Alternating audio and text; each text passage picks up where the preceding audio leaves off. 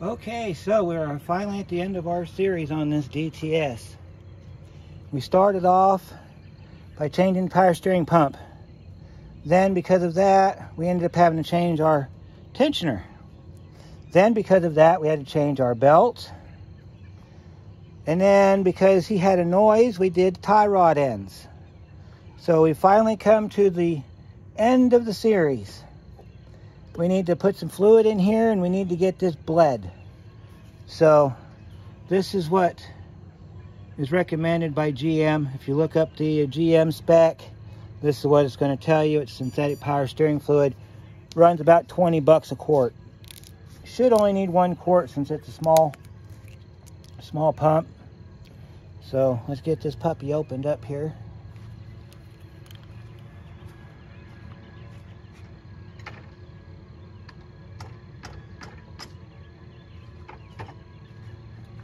Amazing work of a screwdriver, folks. Get this cap off so we can... Alright, I got our funnel. We're ready to go now. Now this other one of my neighbors is running a blower. So it must be a blower kind of day. We're going to fill this up about halfway. So if you can see what we're doing here, you just want to kind of put a little bit in at a time. Alright, so we're going to let that drip down. And then we're going to take our dipstick and we're going to see how much is in it.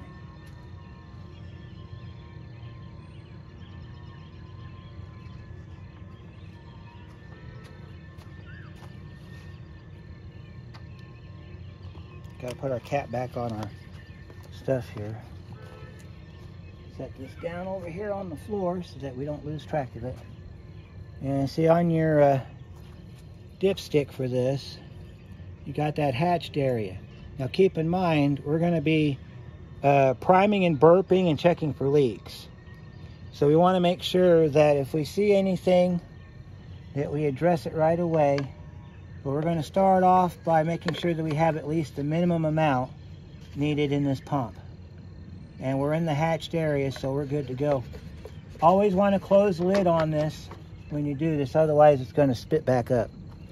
So the next step is we're going to start the car up, and I'm going to turn the wheels all the way to the left to the stops, all the way to the right to the stops. Then come back and we'll check our fluid level. So that's what we're going to do now. It's going to be noisy, but it'll only be noisy till the pump gets the fluid in it.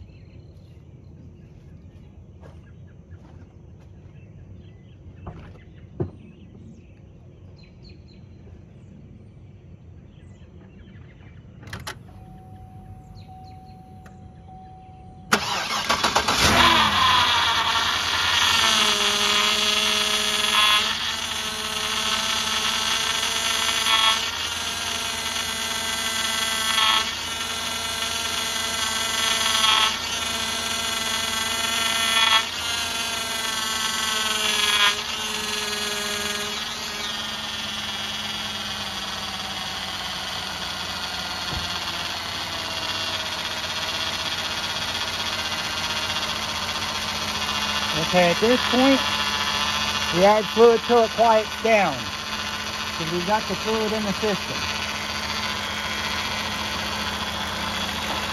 You can see my air bubbles. You'd understand what's going on here.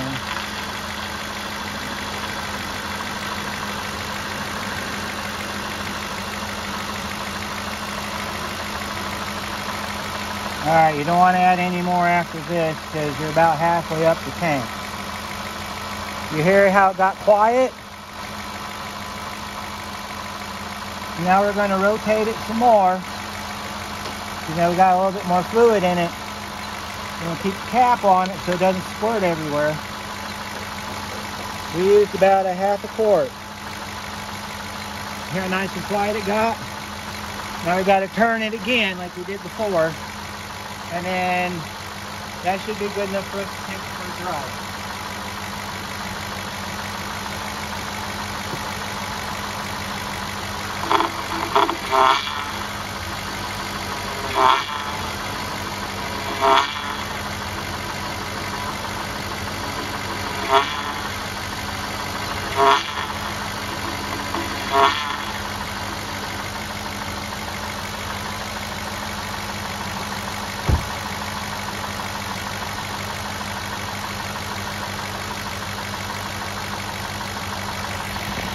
me show you what it looks like inside there. See, that's what it's supposed to sound like. I don't know if you can see it, but there's a lot of air bubbles down in there. We're going to have that for a little while because you're getting all the air out of the system. So as you drive it, we check our lines. Our lines are clean and dry. Look at that. No leak on any of our lines. That's a good sign. So that's it. So at this point, you're going to take it out and drive it. And then you're going to bring it back. And then you're going to shut it off. And then after you shut it off, you're going to let it sit for about 5 or 10 minutes while you clean up your area. Check it one more time. Add a little bit if you need to. Otherwise, you're done. So this concludes our series. I'm going to talk to him about getting his dog bone changed. We might come back on a separate one down the line for that.